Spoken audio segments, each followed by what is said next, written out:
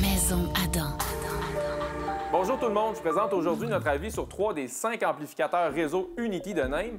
La gamme Unity, c'est une solution tout en un d'amplification haute fidélité pour ceux qui ne veulent pas faire de compromis sur la qualité sonore, mais aussi qui ne veulent pas avoir à gérer plusieurs composantes à la fois.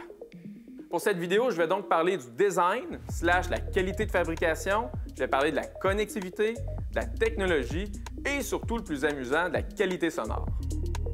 Personnellement, je trouve le design des Naim Unity particulièrement réussi. Naim est arrivé à conserver l'aspect tradition de la compagnie en leur insufflant un aspect aussi qui est très moderne, mais pas trop flashy qui pourrait faire passer les appareils de mode après quelques années. Pour conserver un contrôle qualité complet, la fabrication des amplificateurs Naim Unity reste en Angleterre dans la ville de Salisbury. La conception est entièrement prévue pour assurer un rapport signal-bruit extrêmement faible. Par exemple, la compagnie s'est même occupée du développement de l'écran sur la façade pour s'assurer que son alimentation n'interfère pas sur la qualité sonore. Ce sont aussi des amplificateurs particulièrement bien alimentés avec de larges transformateurs toroïdaux faits sur mesure et à plusieurs enroulements, de manière à traiter de manière spécifique la partie digitale, analogue et enfin la partie qui sert à l'amplification. Enfin, Naim a installé les dissipateurs de chaleur de chaque côté des amplificateurs qui servent également de prolongateurs pour une meilleure connectivité Wi-Fi et aussi permettent un meilleur blindage pour les composantes internes. D'ailleurs, les amplificateurs Naim possèdent une excellente stabilité de connexion sur le réseau Wi-Fi, même les plus achalandés où la réponse est quasiment toujours instantanée. Pour ce qui est de l'application, elle est relativement classique. De toute façon, plus ça va, plus les applications des amplificateurs réseau tentent à se ressembler. L'application appelée Focal et Naim donne accès à la radio Internet, à votre serveur musical, à la gestion des différentes entrées et au contrôle général de l'amplificateur. Et évidemment, les amplificateurs Naim Unity sont aussi compatibles avec la très grande majorité des fichiers audio haute résolution, jusqu'aux fichiers audio DSD qui offrent une fréquence d'échantillonnage, pour rappel, qui est 64 fois plus élevée que le CD. Pour ce qui est des branchements, Naim a prévu tout le nécessaire, je dirais, pour 90 % des utilisateurs. Mais si vous êtes du genre à posséder plusieurs appareils en parallèle, comme par exemple une table tournante, un lecteur CD, un DAC externe, eh bien, vous pourriez trouver la connectique un peu juste en comparaison, par exemple, à un amplificateur comme le RN2000 de Yamaha.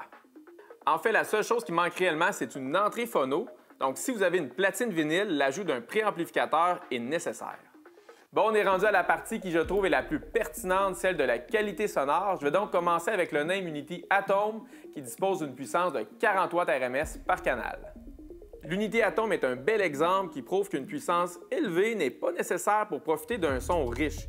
Il offre un son équilibré, un niveau de détail élevé pour une reproduction sonore fidèle et les basses, à défaut d'être extrêmement profondes, ont un vrai sens du timing. Il n'offre toutefois pas une sonorité aussi transparente et une image sonore aussi précise que ce que propose le RN2000 de Yamaha, vendu à prix équivalent. Bref, si vous aimez le design très compact de l'Unity Atom et que votre environnement vous oblige à demeurer raisonnable pour ce qui est du niveau d'écoute, l'Unity Atom est un exemple parfait d'amplificateur haute fidélité de type lifestyle. L'Unity Atom, je le recommande accompagné avec des enceintes qui ont une bonne efficacité de petites et moyennes dimensions, comme par exemple les Totem Tribe. Maintenant, pour ce qui est du Naim Unity Nova, il dispose d'une amplification de 70 watts RMS par canal, supporté par un transformateur toroïdal à 6 couches d'enroulement plutôt que 3 pour le modèle Atom. Beaucoup plus puissant, le Nova se distingue par une meilleure dynamique, produisant une image sonore encore plus large et transparente. Les basses conservent leur timing comme sur le modèle Atom, mais on va chercher davantage de profondeur. On a entendu aussi une meilleure séparation entre les extrêmes basses et les médiums basses. Pour ce qui est de la clarté du son, les aigus sont un peu plus articulés. Le médium va chercher davantage de transparence et de profondeur pour une reproduction des instruments acoustiques encore plus fidèles. Enfin, l'Unity Nova possède suffisamment de puissance pour être facilement jumelé avec la grande majorité des enceintes, comme par exemple les 702 S3 de Bowers & Wilkins ou encore même les Cantons numéro 2 de Focal. Le petit dernier, enfin, je devrais dire le grand dernier, c'est le Naim Unity Nova PE pour Power Edition. Il dispose d'une amplification de 150 watts RMS par canal, supportée par une amplification classe D Purify, qui est précédée d'une alimentation construite autour d'un immense transformateur toroïdal. Il faut dire que l'idée pour Naim derrière le Nova PE, c'est d'offrir toute la puissance nécessaire pour tirer pleinement profit d'enceintes très haute fidélité, comme par exemple les Sopra de Focal ou comme ici les 804 DK de Bowers & Wilkins. C'est d'ailleurs pourquoi il a été choisi pour cette installation. Ici, on voulait la meilleure qualité sonore possible et après plusieurs écoutes, c'est vraiment les caractéristiques sonores du Soname qui a été le plus apprécié. Mais à partir d'un certain volume et avec certains types de musique, le gain de puissance donnait davantage de flexibilité.